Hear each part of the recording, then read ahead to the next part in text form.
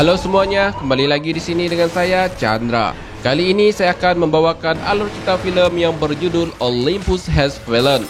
Film yang dirilis pada tahun 2013 lalu ini mengisahkan tentang seorang mantan komandan pas pampres atau mantan kepala agen Secret Service yang kembali aktif untuk menyelamatkan bos besarnya, yaitu Presiden Amerika Serikat, dari tawanan kelompok teroris Korea Utara yang sudah menyusup masuk ke dalam Gedung Putih.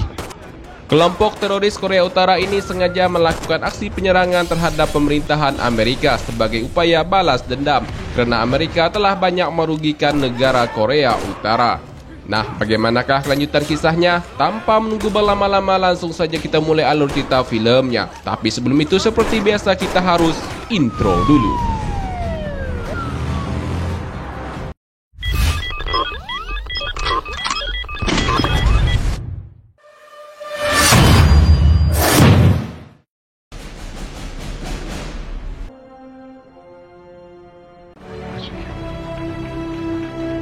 Film dibuka bertempat di Camp David, sebuah tempat peristirahatan Presiden Amerika dan keluarganya. Di ring tinju terlihat Presiden Amerika yang bernama Benjamin Asher dan pengawal pribadinya yang bernama Mike Benning sedang latihan. Mike Benning adalah mantan pasukan khusus Ranger Batalion Angkatan Darat yang kini bertugas sebagai kepala agen Secret Service atau komandan pas pampres kepresidenan, yang pengawalannya melekat langsung dengan Presiden. Mike memiliki hubungan yang baik dan bersahabat akrab dengan Presiden. Tak hanya itu, Mike juga memiliki hubungan yang baik dengan anak Presiden yang bernama Connor dan istri Presiden bernama Margaret Asher. Pada malam harinya, Presiden dan keluarganya akan menghadiri acara penggalangan dana.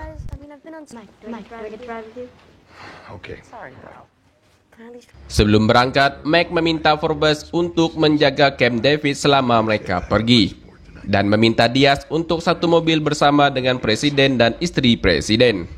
Setelah itu mereka semuanya pun berangkat. Mustang, this is Big Top, bringing out the full package. Let's go.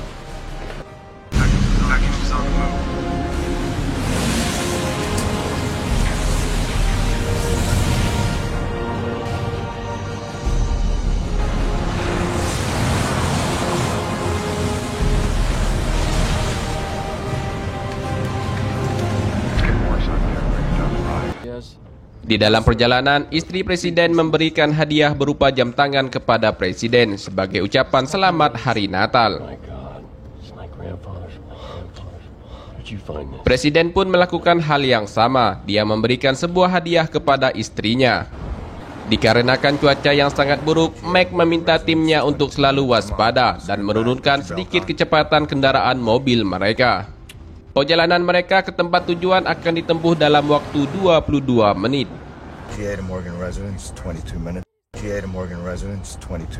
Selesai Mike memberikan informasi, tiba-tiba sebuah pohon besar jatuh tepat di depan kendaraan rombongan Presiden, yang membuat mobil Presiden dan ibu Presiden mengalami tabrakan keras.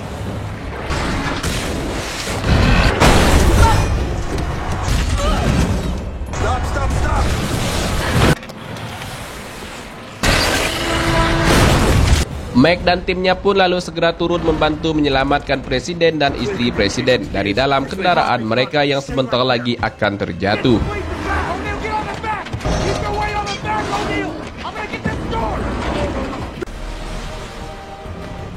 Pintu mobil yang rusak, tali sipil yang macet membuat Mike kesulitan untuk segera mengeluarkan Presiden dan istri Presiden dari dalam mobil. Sementara kondisi istri Presiden sangat terluka parah karena mengalami benturan yang keras. Mobil yang akan segera terjun bebas dari atas jembatan membuat Mike tidak ada pilihan lain selain menyelamatkan Presiden terlebih dahulu. Dan setelah itu mobilnya pun terjatuh yang menewaskan ibu negara dan 2 orang pengawal di dalam mobilnya.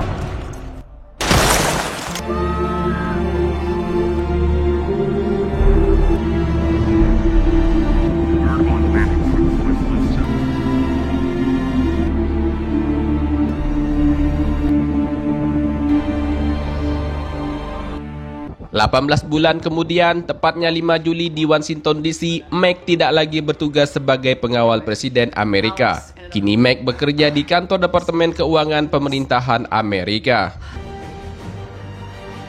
Mac memiliki seorang istri bernama Lee Benning yang bekerja di sebuah rumah sakit pemerintahan Amerika sebagai perawat.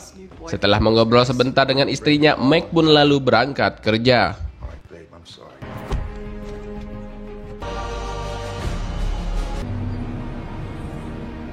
Sebelum pergi ke kantornya, Mac menemui Lynn Jacobs, seorang kepala keamanan presiden atau Secret Service Director.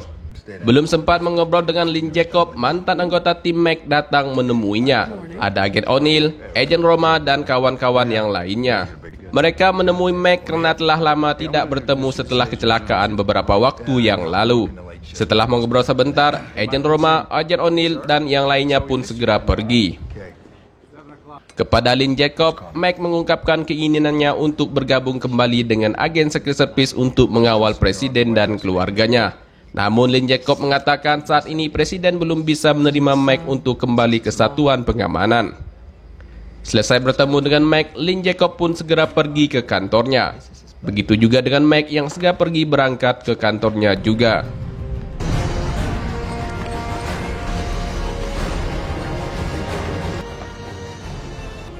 Di Gedung Putih, Presiden Amerika sedang bersiap-siap untuk menemui para bawahannya, membahas mengenai kedatangan Perdana Menteri Korea Selatan yang akan menemui Presiden Amerika di Gedung Putih.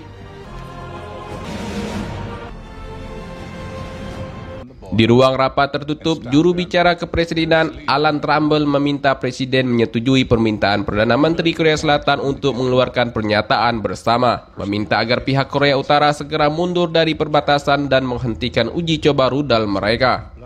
Tapi Menteri Pertahanan Ruth McMillan khawatir jika saran tersebut dapat memicu ketegangan antara Korea Utara dan Amerika. Wakil Presiden Charlie Rodriguez sendiri sependapat dengan Menteri Pertahanan. Secara garis besar, Presiden Amerika menghindari terjadinya peperangan di antar negara demi kedamaian. Dikarenakan Perdana Menteri Korea Selatan sudah dalam perjalanan menuju ke Gedung Putih, pertemuan mereka pun berakhir.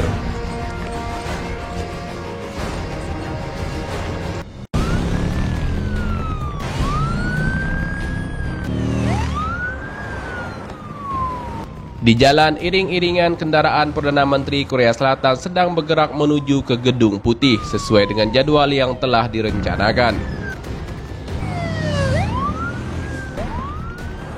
Di Gedung Departemen Keuangan, Mac terlihat sibuk dengan pekerjaannya. Kantor Mac sendiri berdekatan dengan Gedung Putih.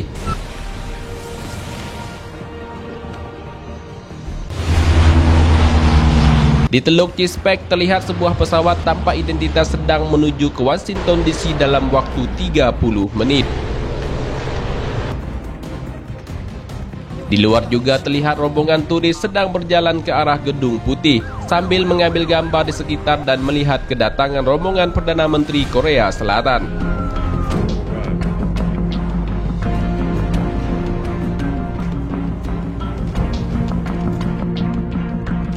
Perdana Menteri Korea Selatan yang sudah tiba di Gedung Putih disambut terlebih dahulu oleh agen Roma. Kedatangan Perdana Menteri Korea Selatan didampingi oleh kepala keamanannya yang bernama Kang Yon-sak. Dalam pengawalan Perdana Menteri Korea Selatan, terlihat Forbes yang sudah pensiun dari agen Secret Service atau pengawal presiden sebelumnya, kini bekerja di sektor swasta dan menjadi pengawal Perdana Menteri Korea Selatan. Di utara Virginia, pesawat militer Amerika Serikat tampak mengejar pesawat tanpa identitas yang tadi. Pesawat tempur Amerika Serikat meminta agar pesawat hantu tersebut segera keluar dari zona wilayah Amerika.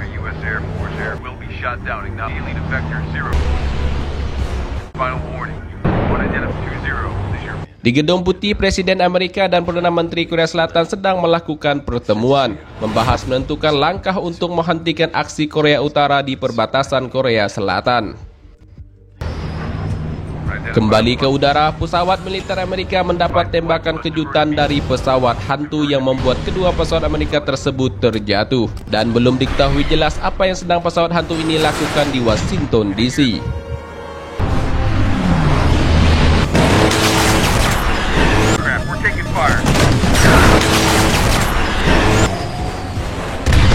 Di Gedung Putih, pertemuan Presiden dan Perdana Menteri Korea Selatan dikejutkan dengan adanya penyerangan udara oleh pesawat hantu tersebut.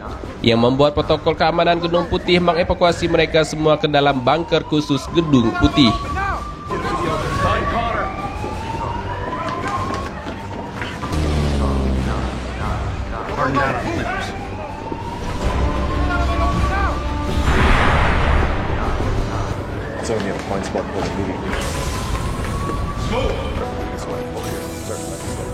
Terlihat juga semua pasukan keamanan presiden pun segera mempersiapkan diri untuk menghadapi serangan udara dari pesawat hantu tersebut. Beberapa sniper ditempatkan di sudut-sudut Gedung Putih.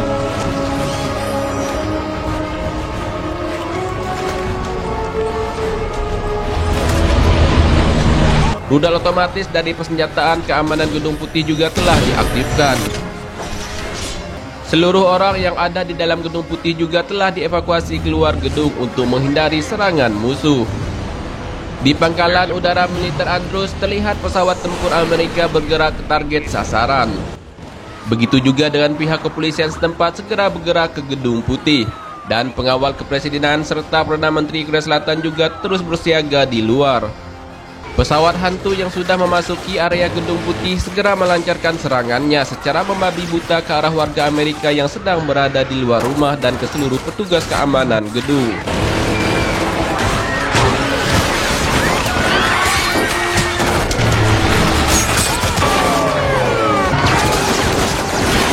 Mike yang melihat ada kekacauan segera keluar dari kantornya untuk memberikan bantuan. Tak tinggal diam, rudal Gedung Putih segera melesat ke target sasaran. Namun pesawat hantu tersebut dapat menghindarinya dengan menyemburkan amunisi suar.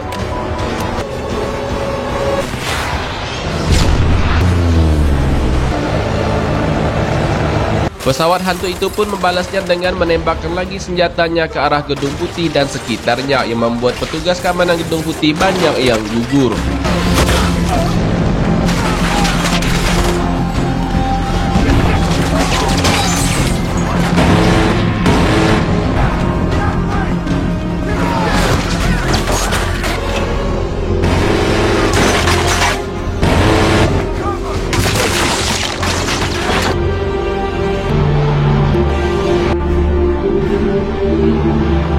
Serangan pesawat hantu tersebut baru berakhir setelah pesawat militer udara Amerika menyerangnya dari arah belakang yang membuat pesawat hantu tersebut menabrak menara lalu terjatuh dan meledak.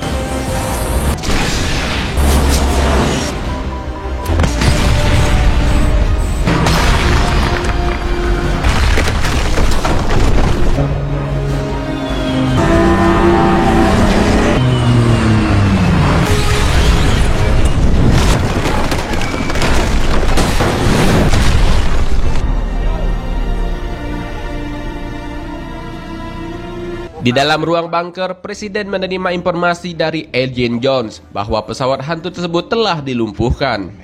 Presiden pun meminta Wakil Presiden untuk menghubungi Angkatan Udara dan FAA untuk mencari tahu identitas pesawat hantu yang menyerang mereka, serta menghubungkannya ke Pentagon, Keamanan Negara, dan NSA.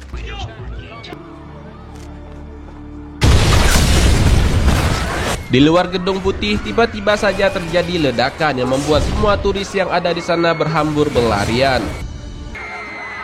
Dalam rombongan turis yang sedang lari tersebut, Mike melihat beberapa orang yang mencurigakan. Dengan cepat mereka pun langsung melakukan aksi bunuh diri.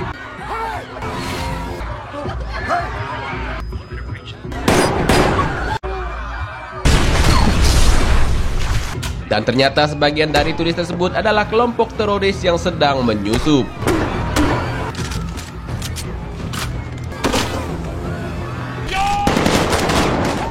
Tak hanya itu, pengawal kepresidenan yang sedang berada di luar gedung mendapat serangan dari pengawal keamanan Perdana Menteri Korea Selatan yang ternyata juga mereka semua adalah bagian dari teroris.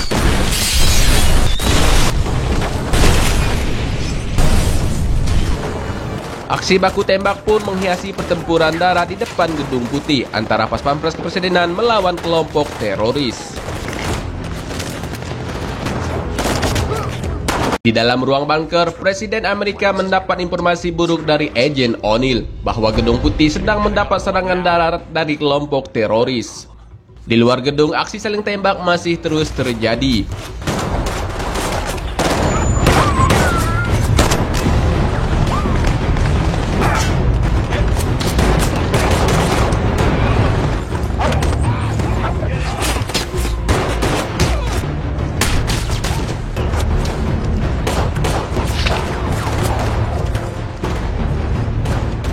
Dua kendaraan truk dari pihak teroris juga terlihat sedang bergerak menuju ke Gedung Putih.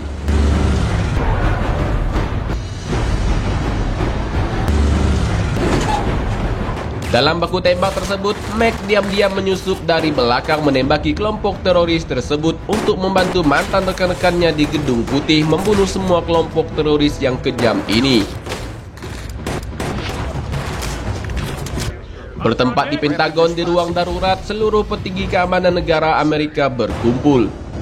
Raymond Rowe selaku wakil kepala NSA memberitahu Kepala Staf Militer Jenderal Clark bahwa teroris telah masuk ke halaman Gedung Putih. Di beberapa sisi bangunan gedung juga telah banyak yang hancur setelah terkena ledakan dari kelompok teroris tadi.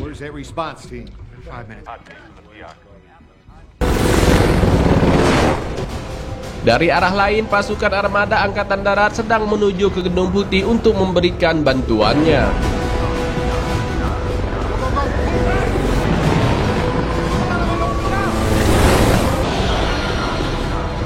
Kembali ke dalam bunker, tiba-tiba seluruh agen kepresidenan mendapat serangan dari pengawal keamanan Perdana Menteri Korea Selatan, yang ternyata mereka juga adalah bagian dari kelompok teroris yang sedang menyamar.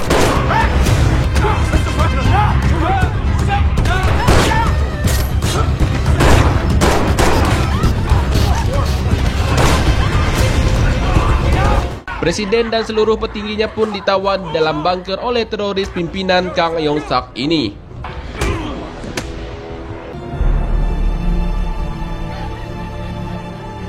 Di luar, dua truk teroris telah tiba di depan Gedung Putih. Sementara kelompok teroris ini semakin mendekati pintu masuk Gedung Putih. Petugas keamanan Gedung Putih kewalahan menghadapi mereka semua. Mike Manning juga tak mampu berbuat banyak untuk membantu rekan-rekannya.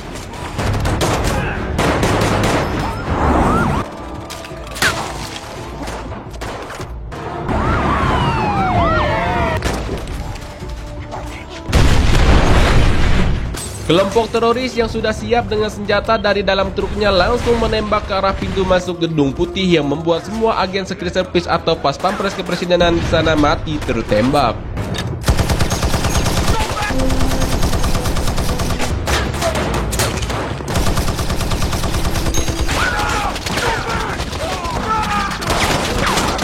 Begitu juga dengan pihak kepolisian yang baru tiba, langsung menembaki truk teroris itu. Namun serangan balik yang dilakukan teroris ini membuat mereka gugur dalam tugas.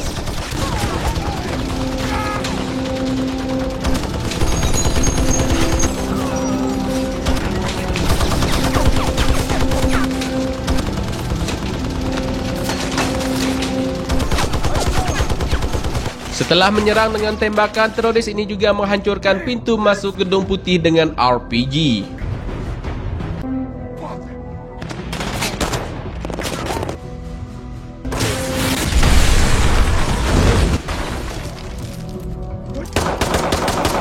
Dalam serangan tersebut, semua agen Secret Service mati terbunuh dan hanya menyisakan Mike Manning sendiri yang masih hidup.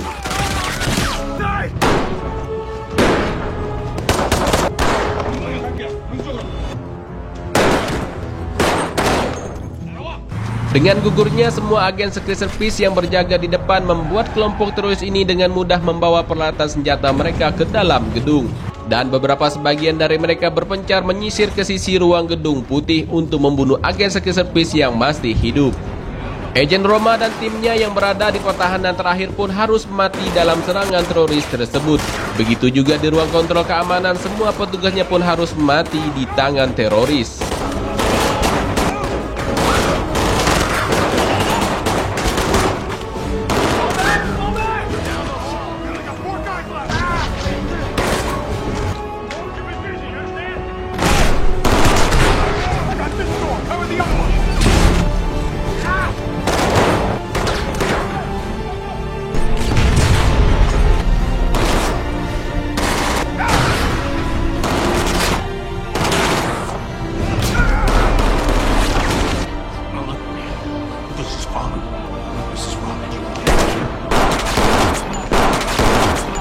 Di Pentagon, mereka semua menerima informasi bahwa Gedung Putih telah jatuh dan sudah dikuasai oleh kelompok teroris pimpinan Kang Yong-sak.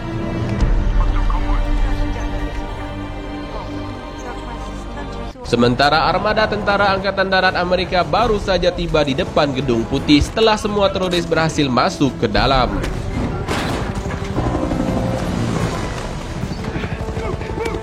Dengan cepat, beberapa sniper dari pasukan khusus Amerika bersiap di posisinya masing-masing.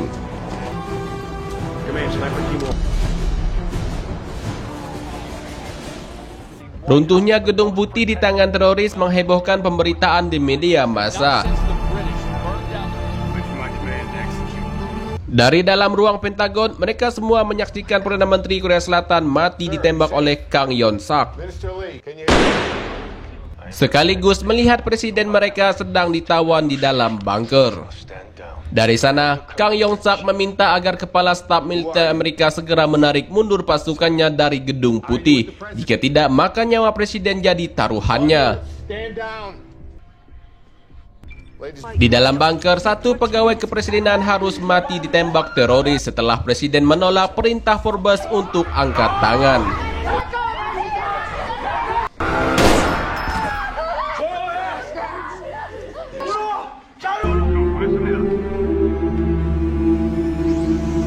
Dari dalam gedung, Mike diam-diam menyusup masuk ke dalam ruang kontrol sistem keamanan Gedung Putih untuk mencari tahu siapa teroris ini.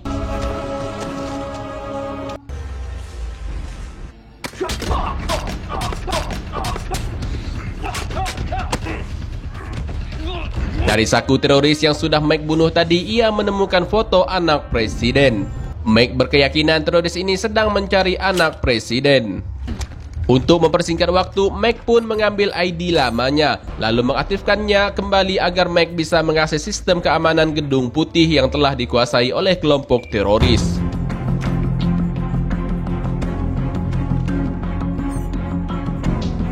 Dari dalam bunker, Kang Yon-sak kaget melihat seluruh layar CCTV Gedung Putih tiba-tiba mati dan sistem keamanan lainnya sulit diakses.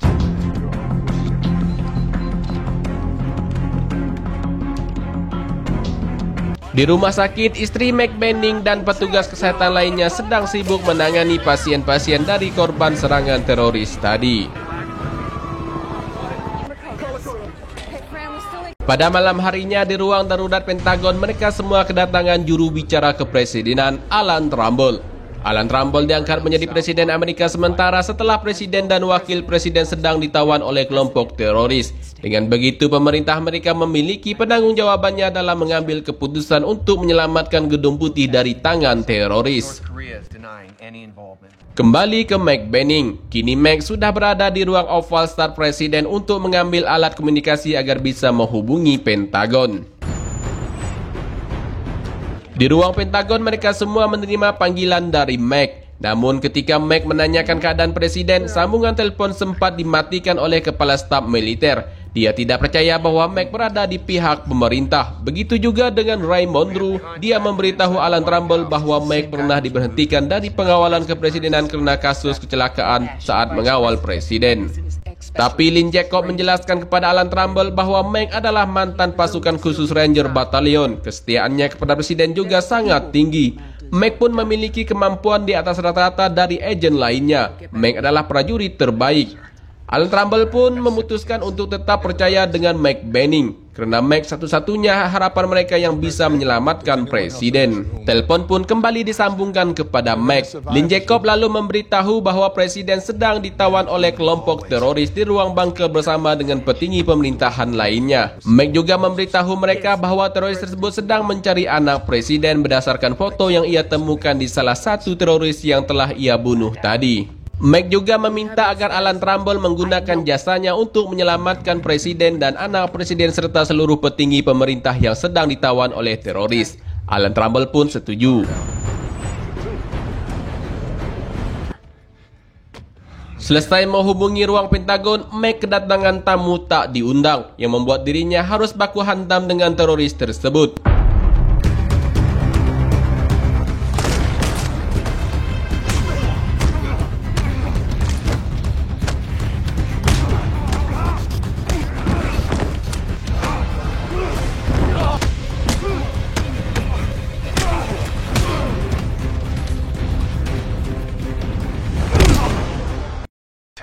Dari ruang darurat Pentagon, mereka menerima sambungan dari Kang Yong-sak yang meminta agar Alan Trumbull menarik armada ke-7 dari Laut Jepang dan menarik semua pasukan Amerika dari zona demilitarisasi, serta jangan mencoba melakukan operasi apapun untuk merebut kembali Gedung Putih.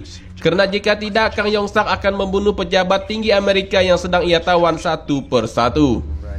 Selesai menghubungi Pentagon, Kang Yong-sak mengancam Laksamana Hunik untuk memberikan kode Cerberusnya. Laksamana tidak bisa memberikan kode tersebut tanpa seizin Presiden.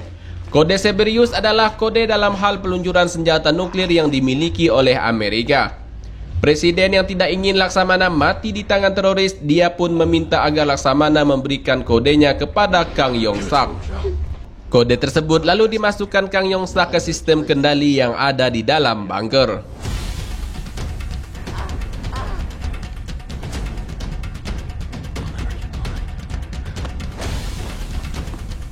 Di Pentagon, mereka semua menerima informasi bahwa kode Cerberus telah diaktifkan melalui ruang bunker tempat Presiden ditawan.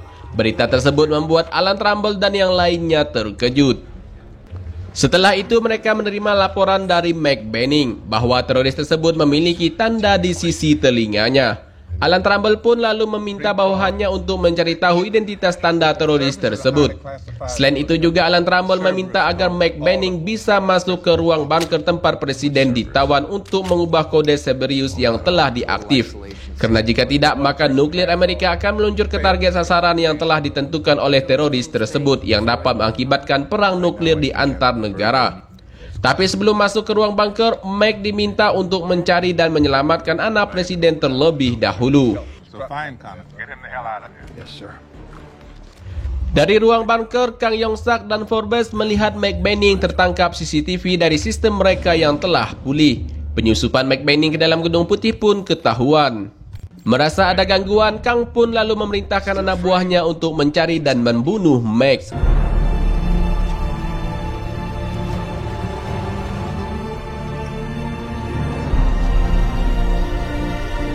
Sementara Mac yang sudah menyusuri berbagai ruangan, akhirnya ia menemukan anak Presiden di balik tembok. Mac pun dengan segera melaporkannya ke Pentagon dan selanjutnya akan mengeluarkan anak Presiden dari sana. Saat akan keluar dari tempat persembunyian, Mac mendapat tembakan beruntun dari anak buah Kang Yong-sak.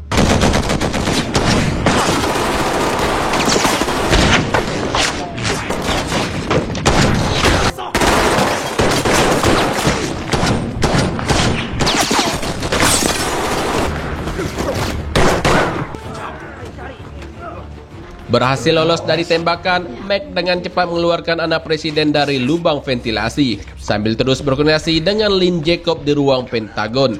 Mac juga meminta agar pasukan khusus segera melakukan penjemputan anak Presiden dari luar lubang ventilasi Gedung Putih.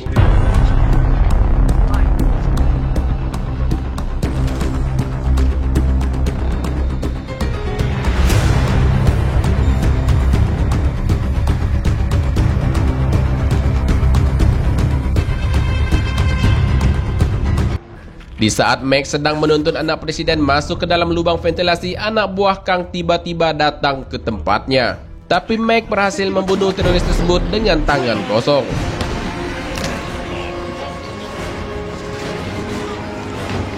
Berhasil membunuh satu musuhnya, Mac pun meminta agar anak Presiden segera terus naik.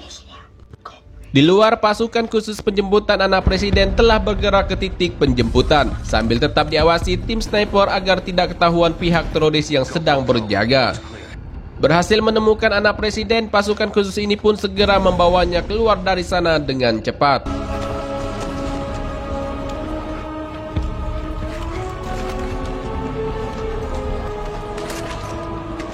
Di ruang Pentagon, Lynn Jacob memberitahu Mac Benning jika anak Presiden telah berhasil diselamatkan. Namun tugas Mac belum berakhir. Alan Trumbull meminta agar Mac segera menyelamatkan Presiden dan menghentikan kode Cerberusnya. Dengan segera Mac pun bergerak dan melumpuhkan dua anak buah Kang Yong-sak yang berada di depannya. Dua orang teroris yang berhasil Mac lumpuhkan tadi lalu diinterogasi oleh Mac untuk mendapatkan identitas Kang serta komplotan terorisnya. Untuk mendapatkan jawaban, Mac harus melakukan adegan kekerasan kepada kedua teroris tersebut.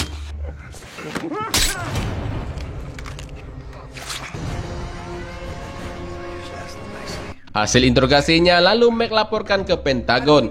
Mac memberitahu bahwa teroris ini dipimpin oleh Kang Yong-sak yang juga sebagai kepala KUF. Staf Pentagon pun lalu memberikan data tentang Kang Yong-sak. Raymond Ru mengatakan Kang Yong-sak adalah teroris paling dicari di dunia. Dia berasal dari perbatasan antara Korea Selatan dan Korea Utara. Kang juga dalam pengeboman tahun 2004 di Kedutaan Besar Inggris. Dan masih banyak lagi kejahatan teroris lainnya. Kang Yong-sak pun sangat susah teridentifikasi oleh Badan Intelijen Barat. Berhasil mengetahui identitas pimpinan teroris, Kepala Staf Militer pun berniat akan segera melakukan aksi militernya. Namun Mac Manning melarangnya. Mac meminta agar Pentagon menunggu informasi lagi darinya. Di ruang lain, anak buah Kang sudah memasang bom untuk membuat celah agar mereka nantinya bisa keluar dari sana. Di bunker, Kang meminta agar Forbes segera mencari dan membunuh Mac. Di lorong ruang Gedung Putih, Mac mencegat Forbes. Awalnya Mac belum mengetahui jika Forbes berada di pihak teroris. Tapi setelah Mac diserang tiba-tiba, akhirnya Mac baru tahu jika Forbes bagian dari kelompok teroris. Mac pun harus terpaksa membunuh Forbes demi menyelamatkan presiden.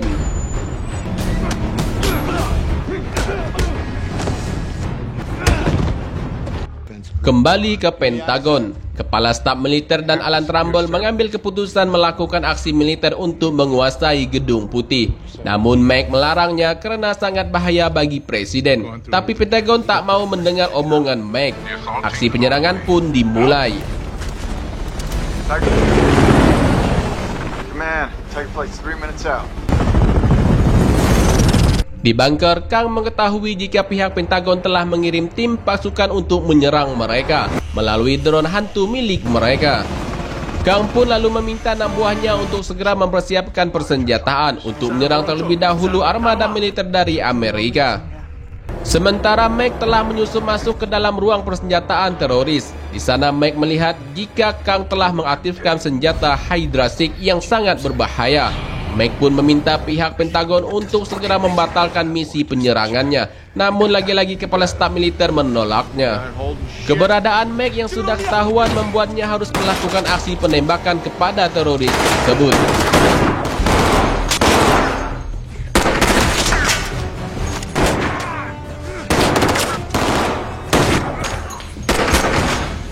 Di ruang bunker, Kang sudah mengoperasikan senjata Hydra 6-nya untuk menyerang pasukan militer udara Amerika. Serangan tersebut membuat satu persatu helikopter dari militer Amerika jatuh dan mengejutkan pihak Pentagon yang tiba-tiba mendapat serangan dadakan dari Kang.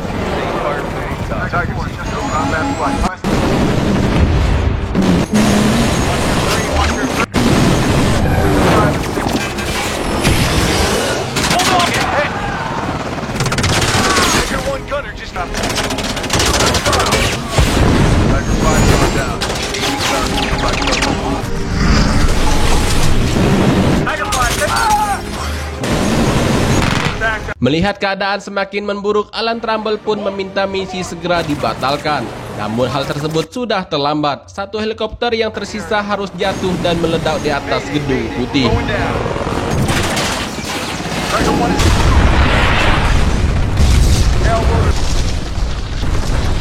Karena ulah petinggi-petinggi di Pentagon, mereka semua harus menerima kenyataan pahit. Wakil Presiden mereka, Charlie Rodriguez, harus mati di tangan Kang.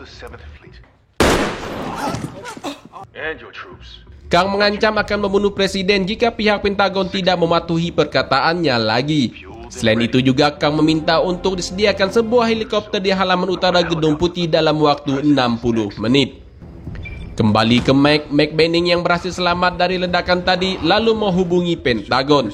Kepada Pentagon, Mac meminta untuk tidak melakukan hal bodoh lagi tanpa laporan khusus darinya.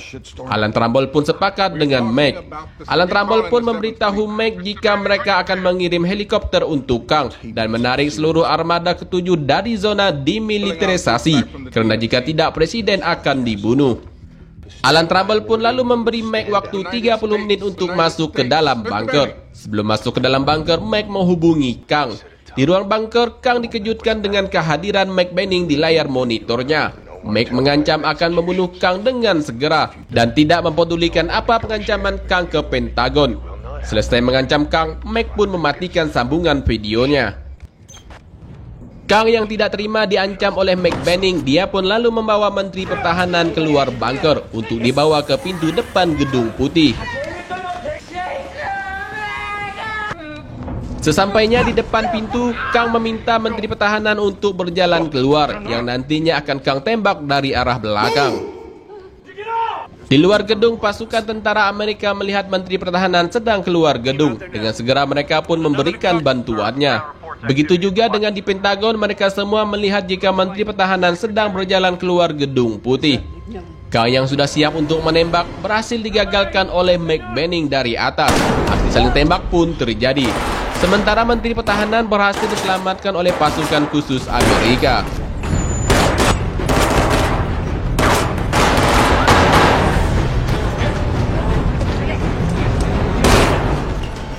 Selesai baku tembak, Mike segera menuju ke ruang bunker. Di bunker, Kang dan anak buahnya sudah siap untuk pergi meninggalkan bunker dengan membawa presiden dan tawanan lainnya. Saat pergi, mereka semua menggunakan pakaian serba hitam untuk mengelabui pihak keamanan Amerika. Di luar, pasukan militer Amerika telah bersiaga untuk mendekati area Gedung Putih. Begitu juga dengan regu sniper telah siap untuk membidik teroris ini. Dari depan pintu gedung, terlihat rombongan Kang sedang berjalan menuju ke helikopter yang telah disiapkan oleh Pentagon tadi. Dari atas, regu sniper melaporkan bahwa dari rombongan teroris yang akan naik ke helikopter tersebut tidak dapat terdeteksi apakah presiden ada di dalam rombongan tersebut. Komandan pasukan khusus Amerika pun meminta agar pihak Pentagon mengizinkan mereka untuk segera melakukan aksi penyerangan. Namun pihak Pentagon tak berani memberikan izinnya, dikhawatirkan presiden ada di dalam rombongan tersebut. Tak berselang lama, mereka semua dikejutkan dengan meledaknya helikopter yang mengangkut rombongan teroris tadi.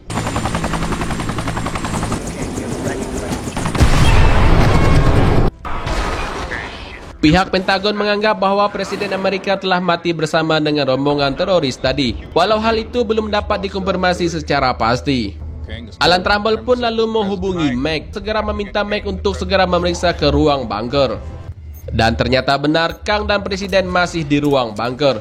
Kang belum pergi dari bunker karena masih menunggu kode Cerberus aktif 100%. Setelah memastikan aktif, Kang dan anak buahnya pun lalu pergi dari sana sambil membawa Presiden. Di ruang Pentagon, mereka semua menerima data jika kode Cerberus telah aktif semuanya dan akan meledakkan nuklir mereka yang dapat menyebabkan perang nuklir dan kehancuran. Agar bisa keluar dari bunker, Kang meledakkan salah satu dinding yang sudah mereka pasang bom sebelumnya. Namun perjalanan Kang mendapat hadangan dari Mike Banning. Aksi perkelahian mereka pun terjadi. Dalam kejadian tersebut, Presiden mendapat tembakan dari Kang.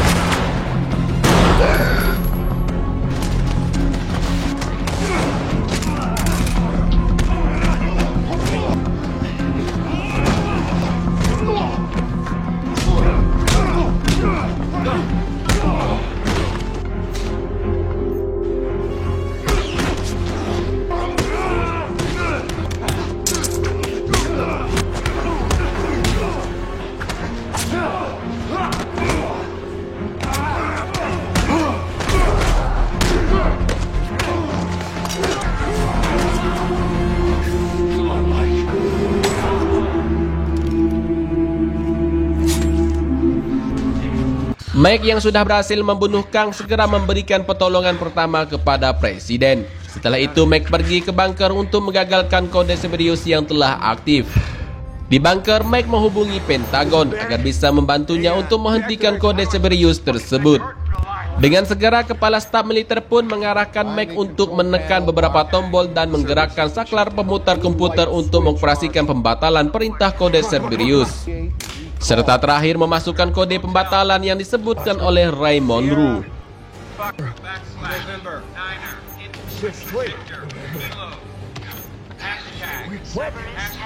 Berhasil memasukkan kodenya dengan benar, Siberiusnya pun lalu berubah menjadi non-aktif.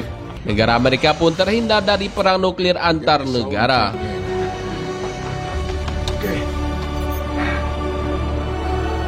Dari ruang bunker, McBaining membawa Presiden Amerika keluar dari Gedung Putih.